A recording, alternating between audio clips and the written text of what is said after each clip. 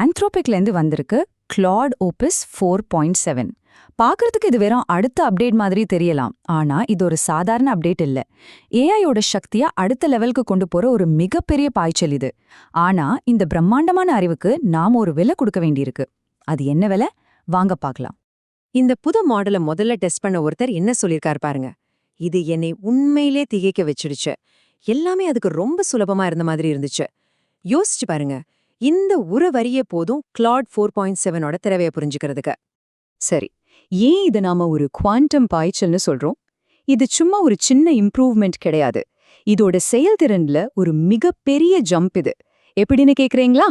வாங்க பார்க்கலாம்.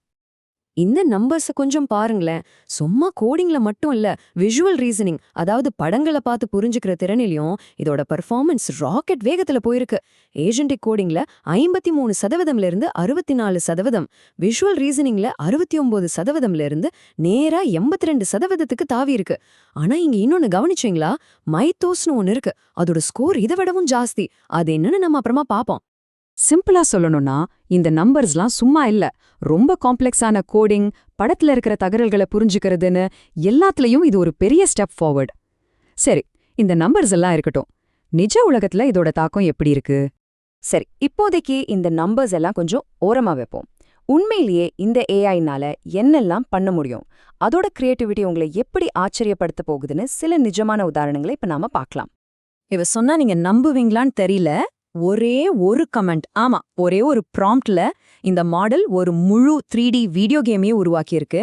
அதுவும் நம்ம ப்ரௌசர்லயே விளையாடுற மாதிரி ஒரு GTA ஸ்டைல் கேம். அதுல போலீஸ் துரத்துற சிஸ்டம் வரைக்கும் எல்லாமே இருக்கு. சரி, அந்த கேமை உருவாக்குறதுக்கு ஒரே முயற்சியில அது எழுதின கோட் லைன்ஸ் எவ்வளோ தெரியுமா? 1718. அடேங்கப்பா, ஒரே ஷாட்ல ஒரு முழு ஆபரேட்டிங் சிஸ்டத்தையும் அது டெவலப் பண்ணிருக்கு. இதுதான் அதோட உண்மையான பவர்.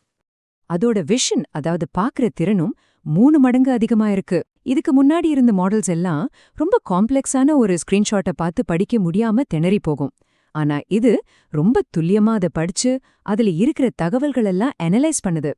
இப்போ ஒரு சின்ன டீட்டெயில கூட இதை மிஸ் பண்றதே இல்ல. சோ இது சும்மா நாம சொல்றத செய்யற ஒரு டூல் மட்டும் கிடையாது.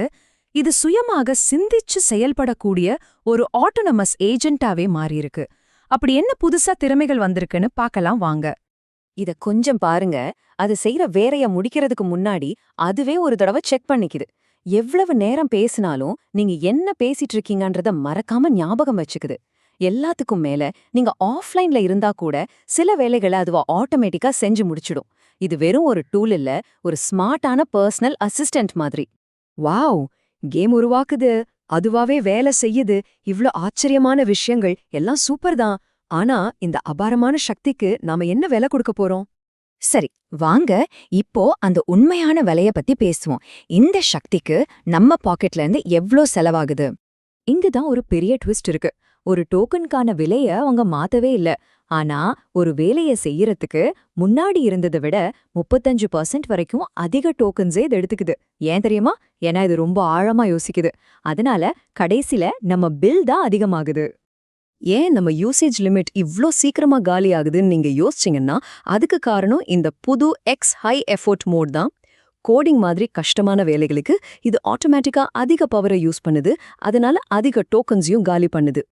இந்த அதிக செலவை பத்தி ஒரு ரெடிட் யூசர் எவ்ளோ நக்கலா ஆனா உண்மையா சொல்லியிருக்காரு பாருங்க. ஓபஸ் 4.7 இப்போ ஒரு அழகான லேண்டிங் பேஜை உருவாக்கும். அதுக்கு உங்க வாராந்திர யூசேஜ்ல வெறும் 95% தான் செலவாகும்னு சொல்லியிருக்கார். நிலைமை புரியுதில்ல? சரி, கிளாட் 4.7 இவ்ளோ பவர்ஃபுல்லா இருக்குன்னா இதுதான் ஆந்த்ரோபிக்கோட டாப் மாடலா? இல்லவே இல்ல. இதை விட பவர்ஃபுல்லான ஒன்னு இருக்கு. அதோட பேர் தான் மைத்தோஸ். இந்த சார்ட்டை பார்த்தாலே உங்களுக்கு புரியும். ஓபஸ் 4.6ல இருந்து 4.7க்கு வந்தது ஒரு பெரிய ஜம்ப் தான். ஆனா 4.7ல இருந்து மைத்தோஸ்க்கு போறது அது ஒரு ராக்கெட் பாய்ச்சல். இது டோட்டலா வேற லெவல்ல இருக்கு. அப்படி என்னதான் இருக்கு இந்த மைத்தோஸ் மாடல்ல? பெஞ்ச்மார்க்ல க்ளோட் 4.7ஐ விட ரொம்பவே அதிகமான ஸ்கோர் வாங்குது. பெரிய பெரிய சாஃப்ட்வேர்ல யாருமே கண்டுபிடிக்காத பாதுகாப்பு குறைபாடுகளை எல்லாம் இது கண்டுபிடிச்சிருக்கு. அதோட இந்த பயங்கரமான சக்தி காரணமா தான் இதை இன்னும் பொது பயன்பாட்டுக்கே அவங்க வெளியிடல. சோ கடைசியா நாம ஒரு முக்கியமான கேள்விக்கு வரோம். ஏஐயோட சக்தி இப்படி ராக்கெட் வேகத்துல வளர்ந்துகிட்டே போகும்போது இது நமக்கெல்லாம் பாதுகாப்பானது அப்படின்னு யார் முடிவு பண்ணுவாங்க, எப்போ முடிவு பண்ணுவாங்க? இது நாம எல்லாரும் யோசிக்க வேண்டிய ஒரு முக்கியமான கேள்வி.